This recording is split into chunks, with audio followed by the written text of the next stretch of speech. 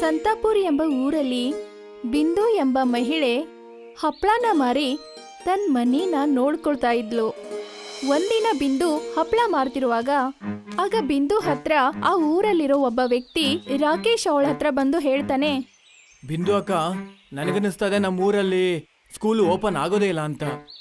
ರಾಕೇಶ್ ಅವರೇ, ಇದೇನ್ ಹೇಳ್ತಾ ಇದ್ದೀರಾ? ನಿಜಾನೇ ಹೇಳ್ತಾ ಇದೀನಿ ಅಕ್ಕ. ಸರ್ಕಾರದ ಕಡೆಯಿಂದ ಕೆಲವು ಜನ ಸ್ಕೂಲ್ನ ಕಟ್ಟಿಸ್ಬೇಕು ಅಂತ ಊರಿಗೆ ಬಂದಿದ್ರು. ಆದ್ರೆ ಅವ್ರಿಗೆ ಸ್ಕೂಲ್ ಕಟ್ಸೋಕೆ ಯಾವ ಜಾಗ ಇಷ್ಟ ಆಯ್ತೋ ಅದು ಮುಖ್ಯಸ್ಥರ ಜಾಗ ಆಗಿತ್ತು. ಅಯ್ಯೋ ರಾಕೇಶ್ ಅವರೇ, ನೇರವಾಗಿ ನೀವು ಯಾಕೆ ಹೇಳ್ತಿಲ್ಲ? ಜಮೀನ್ದಾರು ತಮ್ಮ ಜಾಗವನ್ನ ಶಾಲೆ ಕಟ್ಟಕ್ಕೆ ಸರ್ಕಾರಕ್ಕೆ ಕೊಡ್ತಾ ಇಲ್ಲ ಅಂತ ಹೇಳಿ. ನೀವು ಸರಿಯಾಗಿ ಹೇಳ್ತಿದ್ದೀರಾ ಅಕ್ಕ. ನಾನು ಇದ್ರ ಬಗ್ಗೆ ಮುಖ್ಯಸ್ಥರ ಜೊತೆ ಖಂಡಿತ ಮಾತಾಡ್ತೀನಿ.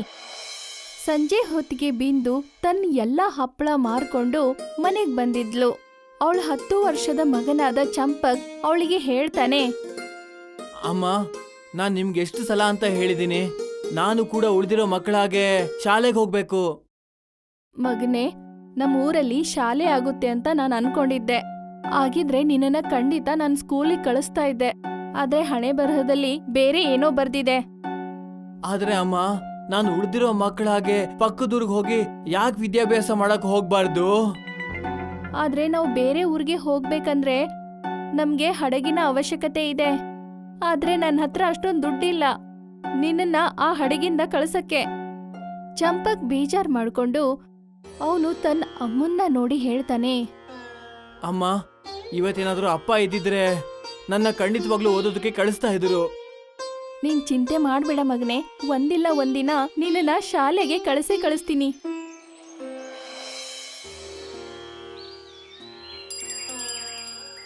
ಮಾರನೇ ದಿನ ಬಿಂದು ತನ್ನ ಮನೆ ಹತ್ರ ಇರೋ ಅಂಜನಾ ಅವ್ರ ಹತ್ರ ಹೋಗಿ ಮಾತಾಡ್ತಾಳೆ.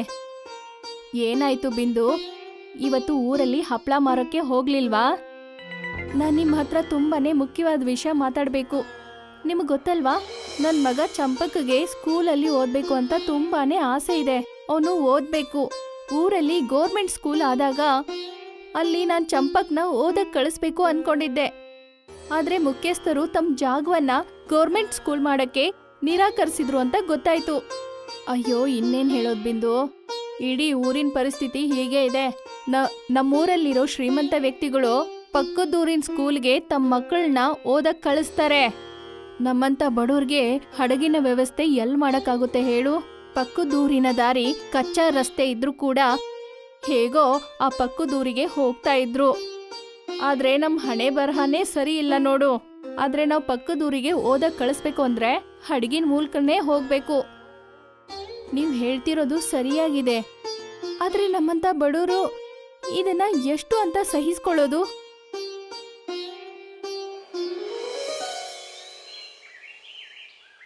ಮಾರನೇ ದಿನ ಬಿಂದು ಮುಖ್ಯಸ್ಥರ ಮನೆ ಹತ್ರ ಹೋಗ್ತಾಳೆ. ಬಿಂದುನ ನೋಡಿ ಮುಖ್ಯಸ್ಥರು ನಗ್ತಾ ಹೇಳ್ತಾರೆ, ಏನ್ ವಿಷಯ ಬಿಂದು?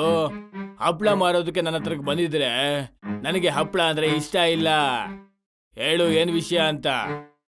ಮುಖ್ಯಸ್ಥರೇ, ನಾನ್ ನಿಮ್ ಹತ್ರ ಮುಖ್ಯವಾದ ವಿಷಯ ಮಾತಾಡ್ಬೇಕಾಗಿತ್ತು. ಹೇಳು, ಏನ್ ವಿಷಯ ಅಂತ. ಮುಖ್ಯಸ್ಥರೇ, ನಾನ್ ಕೇಳ್ಪಟ್ಟೆ ಸರ್ಕಾರದಿಂದ ನಿಮ್ ಹತ್ರ ಯಾರೋ ಬಂದಿದ್ರು ಅಂತ. ಆ ಬಿಂದು, ನೀನ್ ಸರಿಯಾಗಿ ಹೇಳ್ದೆ. ಅವರು ಮೂರ್ಖರು ಸರ್ಕಾರಿ ಶಾಲೆ ತೆರೆಯೋದಕ್ಕೆ ನನ್ನ ಜಾಗನೇ ಬೇಕಂತೆ. ಮುಖ್ಯಸ್ಥರೇ, ನೀವು ಈ ಊರಿನ ಮುಖ್ಯಸ್ಥರು.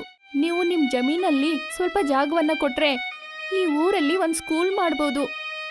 ಊರಲ್ಲಿರೋ ಮಕ್ಕಳು ಯಾರು ಬಡವರಾಗಿರ್ತಾರೋ ಅವರು ಪಕ್ಕದೂರಿಗೆ ಹಡಗಿನ ಮೂಲಕ ಸ್ಕೂಲಿಗೆ ಹೋಗಕ್ಕಾಗಲ್ಲ. ಅವ್ರಿಗೆ ತುಂಬಾನೇ ಕಷ್ಟ ಆಗಿ ಹೋಗುತ್ತೆ. ಅದಕ್ಕೆ ಇಲ್ಲೇ ಸ್ಕೂಲ್ ಆದ್ರೆ ಒಳ್ಳೇದಲ್ವಾ? ಅದೇ ನಮಗೂ ಇಷ್ಟ ಆಗ್ತಿಲ್ಲ ಬಿಂದು. ನೀವ್ ಏನ್ ಹೇಳ್ತಾ ಇದ್ದೀರಾ? ಬಿಂದು, ಇದು ರಾಜಕೀಯದ ಬಗ್ಗೆ ಮಾತು. ನಿನಗೆ ಖಂಡಿತ ಅರ್ಥ ಆಗಲ್ಲ. ಆದ್ರೂ ನಿನಗೆ ಅರ್ಥ ಮಾಡಿಸೋದಕ್ಕೆ ನಾನು ಇಷ್ಟು ಮಾತ್ರ ಹೇಳ್ತೀನಿ. ಒಂದ್ ವೇಳೆ ಊರಲ್ಲಿರೋ ಎಲ್ಲ ಬಡ ಮಕ್ಕಳು ಚೆನ್ನಾಗಿ ಓದ್ಬಿಟ್ಟು ಕೆಲ್ಸ ಮಾಡ್ಬಿಟ್ರೆ ಆಗ ನಮ್ಮಂತ ದೊಡ್ಡವರ ಹೊಲಗಳಲ್ಲಿ ಯಾರು ತಾನೇ ಕೆಲಸ ಮಾಡ್ತಾರೆ? ಈಗ ನಿಂದೆ ಉದಾಹರಣೆ ತಗೋ. ಒಂದ್ ವೇಳೆ ನೀನ್ ಓದ್ಬಿಟ್ಟು ಏನಾದ್ರೂ ಸಾಧಿಸಿದ್ರೆ ಊರಲ್ಲಿ ಹಪ್ಪಳ ಮಾರ್ತಿದ್ಯಾ? ಆಗ ನಾವು ಊರ್ನವರು ಹಪ್ಪಳನ ಯಾರ ಹತ್ರ ಖರೀದಿ ಮಾಡ್ತಿದ್ವಿ? ಮುಖ್ಯಸ್ಥರ ಮಾತ್ ಕೇಳಿ ಬಿಂದುಗೆ ಕೋಪ ಬರುತ್ತೆ. ಇದು ತುಂಬಾನೇ ತಪ್ಪು ಮುಖ್ಯಸ್ಥರೇ. ನೀವು ಈ ತರ ಯೋಚನೆ ಮಾಡೋದು ಬಡವ್ರಿಗೆ ತುಂಬಾನೇ ಕಷ್ಟ ಆಗುತ್ತೆ. ನೀನ್ ಹೇಗ್ ಅರ್ಥ ಮಾಡ್ಕೋತೀಯೋ ಅರ್ಥ ಮಾಡ್ಕೋ. ಆದ್ರೆ ಒಂದು ಮಾತು ಬಿಂದು, ನೀನ್ ನಿನ್ ಗಂಡನ್ ತರನೇ ಮಾತಾಡ್ತಾ ಇದೀಯ. ಅವನು ಕೂಡ ಇದೇ ತರ ಮಾತಾಡ್ತಾ ಇದ್ದ. ಪಾಪ ಆಯಸ್ತಿರೋದಕ್ಕೂ ಮುಂಚೆನೆ ಈ ಪ್ರಪಂಚದಿಂದ ಹೊರಟೋಗ್ಬಿಟ್ಟ. ಬಿಂದು, ನೀನು ಒಬ್ಳು ವಿಧವೆ, ನಿನಗೆ 10 ವರ್ಷದ ಮಗ ಬೇರೆ ಇದ್ದಾನೆ. ನಿನ್ನ ಹಪ್ಪಳದ ವ್ಯಾಪಾರ ಚೆನ್ನಾಗಿ ನಡೀತಿದ್ಯಲ್ಲ. ನೀನ್ ಹಪ್ಪಳ ಮಾರ್ತಿದ್ರೇನೆ ಒಳ್ಳೇದಾಗತ್ತೆ ನಿನಗೆ. ಈಗ ನೀನ್ ಇಲ್ಲಿಂದ ಹೊರಡ್ಬೋದು. ಬಿಂದುಗೆ ಕೋಪ ಬಂದು ಮುಖ್ಯಸ್ಥರ ಮನೆಯಿಂದ ಹೊರಟು ಹೋಗ್ತಾಳೆ. ಸಂಜೆ ಹಪ್ಪಳ ಮಾರಿ ಬಿಂದು ತನ್ನ ಮನೆಗೆ ಹೋಗ್ತಾ ಇರ್ತಾಳೆ. ಆಗ ನದಿಯ ದಡದಲ್ಲಿ ಅವಳ ಕಿವಿಗೆ ಒಂದು ಜೋರಾಗಿ ಧ್ವನಿ ಕೇಳಿಸುತ್ತೆ. ನನಗೆ ತಿನ್ನೋದಕ್ಕೆ ಏನಾದರೂ ಸಿಗುತ್ತಾ? ಬಿಂದು ತಿರುಗಿ ನೋಡಿದಾಗ ಅವಳ ಮುಂದೆ ಒಬ್ಬ ಸಾಧು ನಿಂತ್ಕೊಂಡಿದ್ರು. ಅವನು ಬಿಂದುನ ನೋಡಿ ನಗ್ತಾ ಇದ್ದ. ಋಷಿ ಮುಖದಲ್ಲಿ ಒಂದು ಅದ್ಭುತವಾದ ಬೆಳಕು ಕಾಣಿಸ್ತಾ ಇತ್ತು. ನೀವು ನೋಡಕ್ಕೆ ಸಾಧು ತರ ಕಾಣಿಸ್ತಾ ಇದ್ದೀರಾ. ನಾನು ಒಬ್ಬ ಸಾಧುನೇ.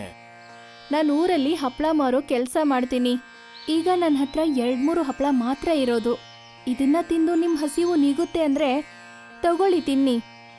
ಸಾಧು ಬಿಂದು ಕೈಯಿಂದ ಹಪ್ಪಳನ ತಗೊಂಡು ಹೇಳ್ತಾರೆ, ಎಂತ ಅದ್ಭುತ! ನಿನ್ನ ಕಣ್ಣುಗಳಲ್ಲಿ ಯಾವುದೋ ಕ್ರೋಧ ಕಾಣಿಸ್ತಾ ಇದೆಯಲ್ಲ, ಮತ್ತೆ ನಿನ್ನ ಮನ್ಸು ಒಳಗಿಂದ ತುಂಬಾ ನೋವು ಪಡ್ತಾ ಇದೆ. ಬಿಂದು ಎಲ್ಲ ನಡೆದ ಘಟನೆಗಳನ್ನ ಸಾಧು ಹತ್ರ ಹೇಳ್ತಾಳೆ. ಈಗ ನೀವೇ ಹೇಳಿ, ನಮ್ಮಂತ ಬಡವ್ರಿಗೆ ನಮ್ಮ ಮಕ್ಕಳನ್ನ ಓದ್ಸೋ ಹಕ್ಕಿಲ್ವಾ?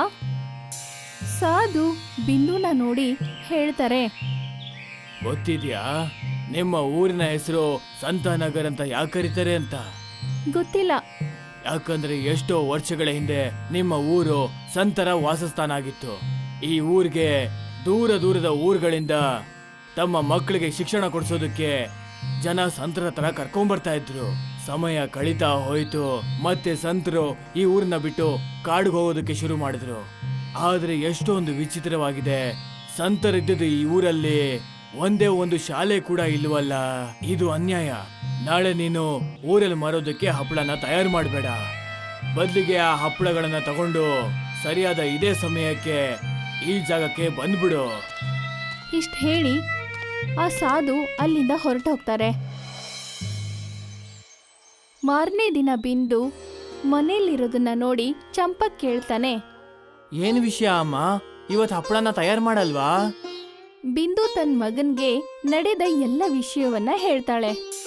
ನನಗಂತೂ ಅವರು ಒಬ್ಬ ಚಮತ್ಕಾರಿ ಸಾಧು ಅನ್ನಿಸ್ತಾರೆ ಮಗ್ನೆ. ನೀವು ಸರಿಯಾಗೇ ಹೇಳಿದ್ರಿ, ಆದ್ರೆ ಅವ್ರು ನಿಮ್ಗೆ ಹಪ್ಪಳ ಮಾರಬಾರ್ದು ಅಂತ ಯಾಕೆ ಹೇಳಿದ್ರು? ಗೊತ್ತಿಲ್ಲ, ಅದು ನನಗೆ ಸಂಜೆ ಗೊತ್ತಾಗುತ್ತೆ. ಸಂಜೆ ಬಿಂದು ಹಪ್ಪಳ ತಯಾರಿಸೋ ಎಲ್ಲ ಪದಾರ್ಥಗಳನ್ನ ತಗೊಂಡು ನದಿ ದಡದಲ್ಲಿ ಹೋಗ್ತಾಳೆ. ಆ ಸಾಧು ನದಿ ದಡದಲ್ಲಿ ಕೂತ್ಕೊಂಡು ಬಿಂದು ಸಲುವಾಗಿ ಕಾಯ್ತಾ ಇರ್ತಾರೆ. ಸಾಧು ಬಿಂದುನ ನೋಡಿ ಹೇಳ್ತಾರೆ, ಈಗ ನೀನು ಈ ಹಪ್ಪಳಗಳಿಂದ ಒಂದು ಹಡಗನ್ನ ತಯಾರಿಸು. ನೀವು ಇದೇನ್ ಹೇಳ್ತಾ ಇದ್ದೀರಾ? ಏನ್ ಹೇಳ್ತೀನೋ ಅದನ್ನ ಮಾಡು. ನಿನ್ನ ಪ್ರತಿಭೆ ಬಗ್ಗೆ ನನಗೆ ಚೆನ್ನಾಗಿ ಗೊತ್ತು. ನೀನ್ ಹಪ್ಪಳಕ್ಕೆ ಯಾವ ರೂಪ ಕೂಡ ಕೊಡಬಲ್ಲೆ. ಸಾಧು ಹೇಳಿದ್ದಕ್ಕೆ ಬಿಂದು ಹಪ್ಪಳದಿಂದ ಹಡಗನ್ನ ತಯಾರಿ ಮಾಡ್ತಾಳೆ. ಬಿಂದು ಹಪ್ಪಳದಿಂದ ಒಂದ್ ಹಡಗನ್ನ ತಯಾರಿ ಮಾಡ್ತಾಳೆ. ಆ ಹಪ್ಪಳದ ಹಡಗಿನ ಮೇಲೆ ಸಾಧು ತನ್ನ ಕೈಯನ್ನ ಇಟ್ಟಾಗ ಇದ್ದಕ್ಕಿದ್ದಂತೆ ಆ ಹಪ್ಪಳದ ಹಡಗು ಒಂದು ದೊಡ್ಡ ಹಡಗಾಗಿ ಪರಿವರ್ತನೆ ಆಗುತ್ತೆ. ಇದನ್ನ ನೋಡಿ ಬಿಂದುಗೆ ಆಶ್ಚರ್ಯ ಆಗಿ ಸಾಧು ಅವ್ರ ಹತ್ರ ಹೀಗೆ ಹೇಳ್ತಾಳೆ, ಇದಂತೂ ನಿಜವಾದ ಹಡಗಿನ ತರ ಇದೆ. ಇದು ನಿಜವಾದ ಹಡಗಿಗಿಂತ ತುಂಬಾ ಚೆನ್ನಾಗಿ ಕೆಲಸ ಮಾಡುತ್ತೆ. ಮತ್ತೆ ನಿನ್ನ ಈ ಹಪ್ಪಳದ ಹಡಗು ತನ್ನಿಂತಾನೇ ಹೋಗುತ್ತೆ. ಮತ್ ನೀನ್ ಇದಕ್ಕೆ ಎಲ್ಗ್ ಹೋಗೋದಕ್ಕೆ ಆದೇಶ ಕೊಡ್ತೀಯೋ ಅಲ್ಲಿಗಿದು ಕರ್ಕೊಂಡು ಹೋಗುತ್ತೆ. ಮಾರನೇ ದಿನ ಬಿಂದು ತನ್ನ ಮಗ ಚಂಪಕ್ನ ಕರ್ಕೊಂಡು ತನ್ನ ಹಪ್ಪಳ ಹಡಗಿನಿಂದ ಪಕ್ಕದ ಊರಿನ ಶಾಲೆಗೆ ಚಂಪಕ್ನ ಕರ್ಕೊಂಡು ಅಲ್ಲಿಗೆ ಹೋಗ್ತಾಳೆ. ನಡೆದ ಎಲ್ಲ ಘಟನೆಯನ್ನ ಅಲ್ಲಿರೋ ಪ್ರಿನ್ಸಿಪಾಲ್ಗೆ ಹೇಳ್ತಾಳೆ. ನಮ್ಗೆ ಓದಲ್ಲಿ ಆಸಕ್ತಿ ಇರೋ ಮಕ್ಕಳು ಬೇಕು. ಓದೋ ಮಕ್ಕಳು ತನ್ನ ಭವಿಷ್ಯನ ಚೆನ್ನಾಗಿ ಇಟ್ಕೊಳ್ತಾರೆ, ಮತ್ತೆ ಇನ್ನೊಬ್ಬರ ಭವಿಷ್ಯಕ್ಕೂ ಕೂಡ ಸಹಾಯ ಮಾಡ್ತಾರೆ. ಬಿಂದು ಮಗ ಅವತ್ತಿಂದ ಹಪ್ಪಳದ ಹಡಗಿನಿಂದ ಸ್ಕೂಲ್ಗೆ ಹೋಗಕ್ಕೆ ಶುರು ಮಾಡ್ತಾನೆ. ಬಿಂದುವಿನ ಹಪ್ಪಳದ ಹಡಗು ಊರಿನ ಬಡ ಜನರಿಗೆ ಉಚಿತವಾಗಿತ್ತು. ಮತ್ತೆ ಈ ವಿಷಯ ಮುಖ್ಯಸ್ಥನಿಗೆ ತಲೆನೋವು ಆಗೋಕೆ ಶುರು ಆಯ್ತು.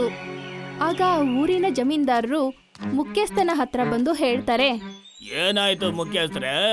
ಅಲ್ಲ, ಅಂತ ತೊಂದರೆ ಏನ್ ಬಂತು ಅಂತ ನೀವು ನನ್ನ ನಿಮ್ ಮನೆ ಕರೆದ್ಬಿಟ್ಟು ನಿಮ್ ಹೊಲಕ್ ಕರೆದಿರಲ್ಲ. ನಾನು ಹೊಲ ನೋಡ್ತಿದ್ಯಾ ಜಮೀನ್ದಾರ? ಹಾ, ನೋಡ್ತಾ ಇದ್ದೀನಿ. ನಿನಗೆ ಇಷ್ಟು ದೊಡ್ಡ ಹೊಲದಲ್ಲಿ ಯಾರು ಕಾಣಿಸ್ತಾ ಇದಾರೆ? ನಾನು ಮತ್ತೆ ನೀವು. ಇದನ್ನೇ ತೋರ್ಸೋದಕ್ಕೆ ನಾನ್ ನಿನಗೆ ಇಲ್ಲಿಗೆ ಬರಕ್ ಹೇಳಿದ್ದು. ನನಗೇನು ಅರ್ಥ ಆಗಿಲ್ಲ.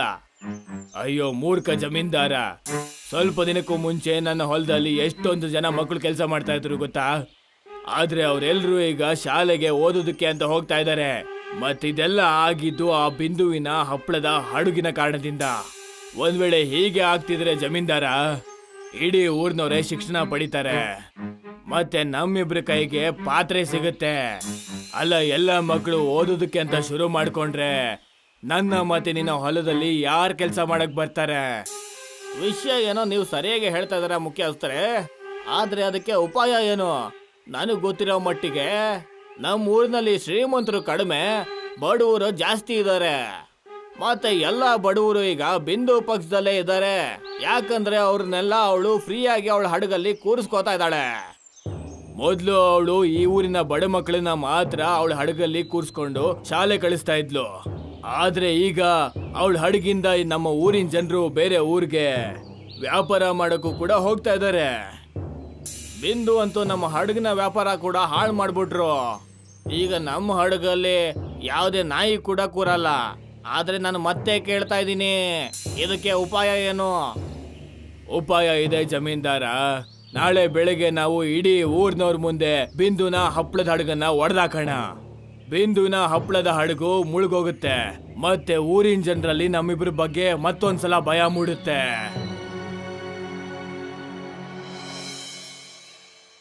ಮಾರನೇ ದಿನ ಮುಖ್ಯಸ್ಥ ಮತ್ತು ಜಮೀನ್ದಾರರು ನದಿ ದಡದಲ್ಲಿ ಬಂದು ನಿಲ್ತಾರೆ.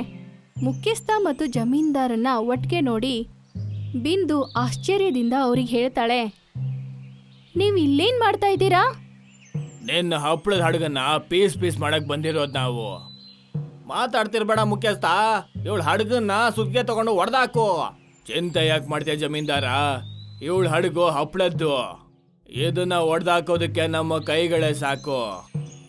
ಮುಖ್ಯಸ್ಥರು ಬಿಂದು ಮಾಡಿದ ಹಪ್ಪಳದ ಹಡಗಿನ ಮೇಲೆ ಕೈ ಇಟ್ಟಾಗ ಅಲ್ಲಿ ಪ್ರಕಾಶಮಾನವಾದ ಬೆಳಕಿನಿಂದ ಅಲ್ಲಿ ಸಾಧು ಪ್ರತ್ಯಕ್ಷ ಆಗ್ತಾರೆ ಮತ್ತು ಕ್ರೋಧದ ದೃಷ್ಟಿಯಿಂದ ಮುಖ್ಯಸ್ಥ ಮತ್ತೆ ಜಮೀನ್ದಾರನ್ನ ನೋಡಿ ಹೇಳ್ತಾರೆ, ನಿಮ್ಮಿಬ್ರಿಗೂ ನಾಚಿಕೆ ಆಗ್ಬೇಕು.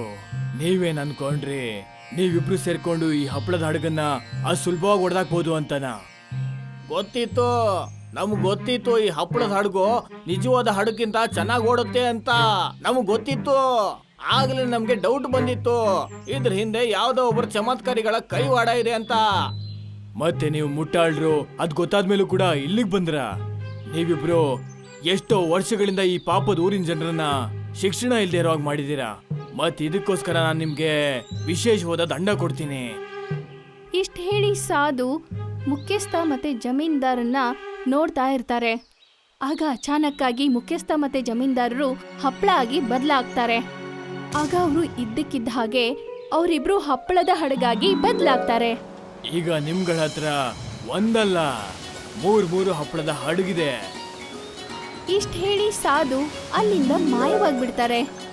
ಮತ್ತೆ ಹೀಗೆ ಊರಿನ ಜನರಿಗೆ ಹಪ್ಪಳದ ಹಡಗಿನ ಜೊತೆಗೆ ಮುಖ್ಯಸ್ಥ ಮತ್ತೆ ಜಮೀನ್ದಾರ್ನಿಂದ ಮುಕ್ತಿ ಸಿಕ್ತು.